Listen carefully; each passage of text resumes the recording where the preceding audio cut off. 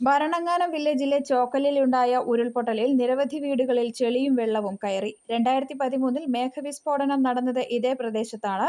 മേലുകാവ് പഞ്ചായത്ത് 9-ാം വാർഡിൽ പടപ്പനാട്ട് പത്മനാഭൻ, ബിജു, പനച്ചിയിൽ അജിത, തൂങ്ങുപാലയിൽ തങ്കച്ചൻ, ഒട്ടക്കുറ്റിയിൽ രാജു, പൂവേലിൽ ജയൻ എന്നിവരുടെ വീടുകളിലാണ് ചെളിയും വെള്ളവും കയറിയത്. പ്രദേശത്ത് ഇലക്ട്രിക് പോസ്റ്റുകളും ഒടിഞ്ഞു. കൊച്ചുപറമ്പിൽ മുരളി, കിഴക്കേടത്ത് സിബിറ്റ്, മംഗലത്ത് രാധാകൃഷ്ണൻ എന്നിവരുടെ പുരയിടത്തിലൂടെയാണ് ഉരുൾ വന്നത്. ഉരുൾ പാറക്കെട്ടുകളിൽ ഇടിച്ച് 3ആയി തിരിഞ്ഞതിനാൽ ശക്തി കുറഞ്ഞാണ് താഴ്ഭാഗത്തേക്ക് എത്തിയത്.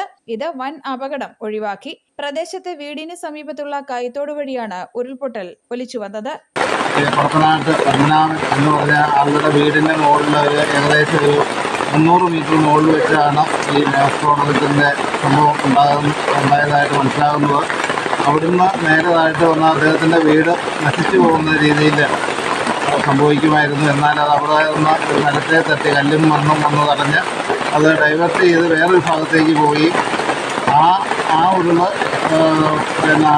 താഴേക്ക് ഒതുക്കുകയാണ് ചെയ്തത്. ആ പോകുന്ന സ്ഥലത്തൂടെയാണ് പടപ്പനാട്ട് ബിജു എന്ന ആളുടെ വീടുള്ളത്. അവിടെ വന്നിട്ടും അത് വേറൊരു ഭാഗത്തേക്ക് ഡൈവേർട്ട് ചെയ്ത് പോയതുകൊണ്ട് ഈ 2 വീട് അത്ഭുതകരമായിട്ട് രക്ഷപ്പെട്ട സാഹചര്യമാണ് ഉണ്ടായത്. News bureau, Pala.